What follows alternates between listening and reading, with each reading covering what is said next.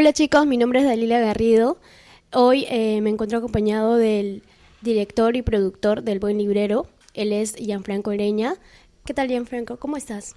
Bien, feliz de recibirlos en mi casa, de remontar un poco los orígenes también de cuando yo era un estudiante de comunicación, hacíamos notas, empezábamos a hacer cosas y bueno, la vocación creo que se refuerza a través de hacer este tipo de cosas, no tener contacto con la realidad de lo que en algún futuro no muy lejano ustedes van a hacer y así que nada, feliz de poder contarles acerca de proyectos, ¿no? Muchas gracias. Gracias por recibirnos en tu casa.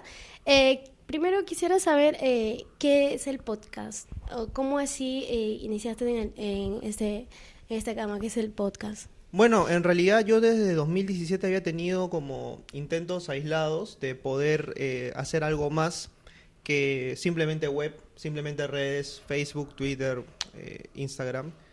Y se me ocurrió poder hacer transmisiones en vivo en Ujú. Facebook. Pero digamos que la continuidad, como en todo proyecto digital, es importante. Entonces, era un proyecto que se interrumpía cada 2 semanas, cada una sí, una no. Entonces, era un poco complicado. Y coincidió que yo había empezado a estudiar la maestría en docencia universitaria en la Católica. Y una amiga me pasó la voz, me dijo, hay convocatoria en Radio Zona PUC, hay una convocatoria para que puedas tener tu programa de radio. Entonces se me prendió el foquito y dije, bueno, ¿por qué no intentar hacer radio? ¿Por qué no intentar llegar a más audiencia a través de este medio? Me creé una cuenta premium, empecé a pagar anualmente para poder hostear el podcast en diferentes plataformas y pegó, ¿no? Pegó, empecé a subirlo, hubo una audiencia que poco a poco se fue formando. A la actualidad nos quedan 9 programas y llegamos a los 50 podcasts emitidos en 4 temporadas que tiene El Buen Librero, grabándose una vez a la semana. Eh, Cuando usted empezó en la radio, ¿el nombre del programa ya era El Buen Librero? ¿Tenía otro nombre? ¿Cómo así se le ocurrió poner este nombre del Buen Librero? Yo tenía un amigo muy querido que fue quien me animó a insertarme dentro del mundo de las letras, ¿no? Pasábamos por Quilca, Amazonas. Y él me enseñó a leer autores clásicos, ¿no? En ese momento yo no tenía ni idea de que quería hacer podcast, que quería salir en YouTube, que quería hacer muchas cosas, ¿no? Y bueno, este amigo falleció ese verano en el que empezó a mostrarme todo este mundo, toda esta dinámica. Y yo dije, ¿por qué no rendirle un homenaje de cierto modo a todos esos buenos libreros, ¿no? El librero que no es solamente un vendedor de libros, además, ¿no? Y claro, o sea, yo inicialmente marajaba una serie de nombres, pero no nombres que estaban relacionados directamente con la marca. El Buen Librero es una marca cultural, ¿no? Entonces dije, bueno, pongámosle El Buen Librero, vamos adelante con todo esto. Y quedó, ¿no? Quedó como El Buen Librero y bueno, la gente lo reconoce así también, ¿no? Ya. Si bien sabemos, usted inició el Buen Librero por el caso de su amigo, Ujú, pero si no hubiese pasado eso ujú. o no pasaba eso exactamente con su amigo, ¿usted no hubiese creado el Buen Librero o se hubiese dedicado a otra cosa o si tenía en mente sí o sí de hacer podcast? Es una muy buena pregunta, nunca me lo había puesto a pensar, ¿no? De hecho, cuando ocurre lo de Ernesto, yo estaba, ¿en cuánto? Tercer ciclo, cuarto ciclo de la universidad. Ahí nomás estaba haciendo mis prácticas también, ¿no? Estas prácticas también me dieron cierta noción de cómo es que se manejan los blogs y demás, ¿no? Pero no sé si es que hubiese continuado con la literatura. O sea, por ahí mi onda iba por otro lado. Y la literatura es lo que me llevó a enseñar también. O sea, todo mi futuro sería pues como una línea de tiempo alternativa, ¿no? No sé, o Claro. sea, qué sería de mí ahorita, ¿no? No tengo ni la menor idea, ¿no? Probablemente hubiese seguido, pero o sea, no con tanto apasionamiento, con tanta febrilidad como le dediqué, ¿no? Entonces sí, ¿no? Creo que tiene bastante que ver, ¿no? Claro, eso también quería preguntar. Por ejemplo, muchas personas cuando escuchan podcast no sé, al menos una canción es como que ya, principalmente el podcast, escuchan, la persona se sentó y empezó a hablar y hablar. Ujú. No, pero no, o sea, antes de eso hay todo un proceso. Por Eso supuesto. de crear el guión, elegir el tema, estudiar el tema y también lo que uno quiere transmitir, lo que es el guión, pues, ¿no? Ujú. Entonces, ¿qué tan difícil es hacer el guión para usted? En verdad el guión es lo más difícil porque es lo primero que vuela. O sea, cuando uno graba un podcast, o sea, finalmente surgen imprevistos, surgen situaciones, o surgen ciertos actos espontáneos que a la hora de edición uno ve y dice, oye, esto mejor lo dejo, ¿no? Y no estaba en el guión. El guión lo que te sigue es como una pauta, ¿no? Pero sirve como eso, como una pauta, como una estructura o algo que hay que respetar, ¿no? Y como siempre digo, se aprende cayéndote, o sea, tropezándote. Quizás es un poco como esos memes de expectativa realidad, ¿no?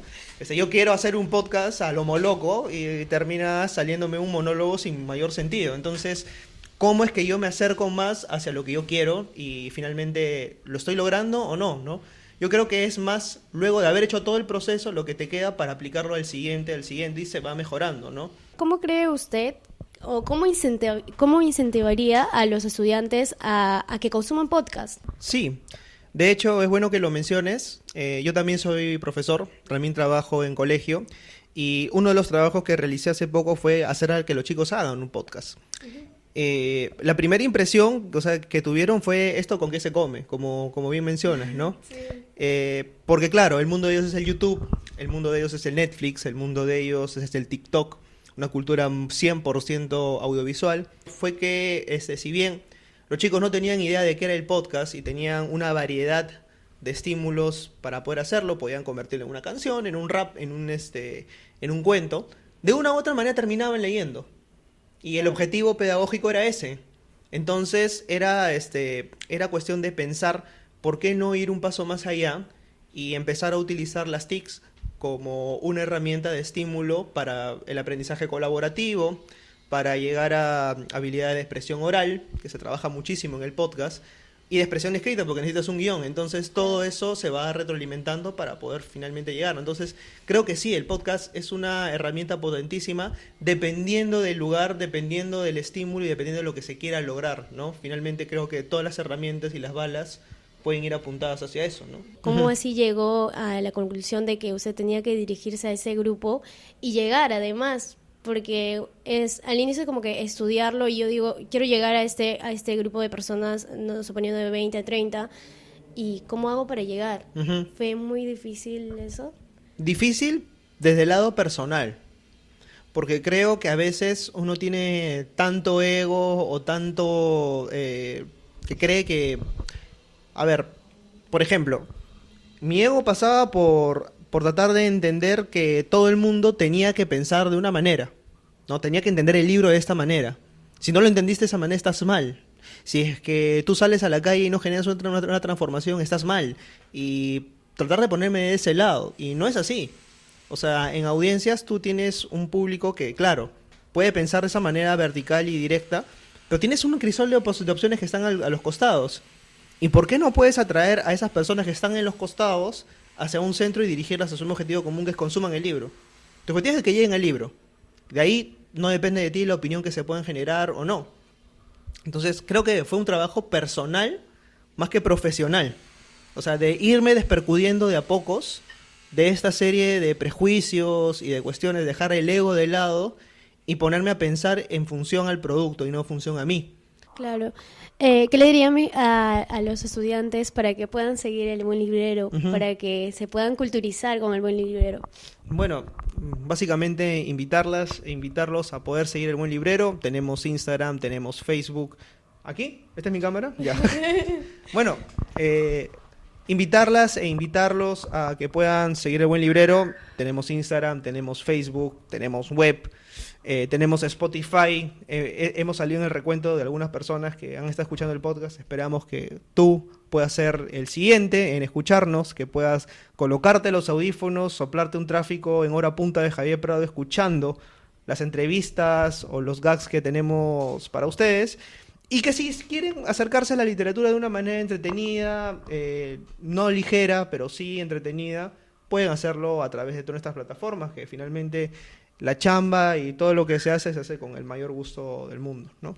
Bueno, hemos estado con Gianfranco Ereña.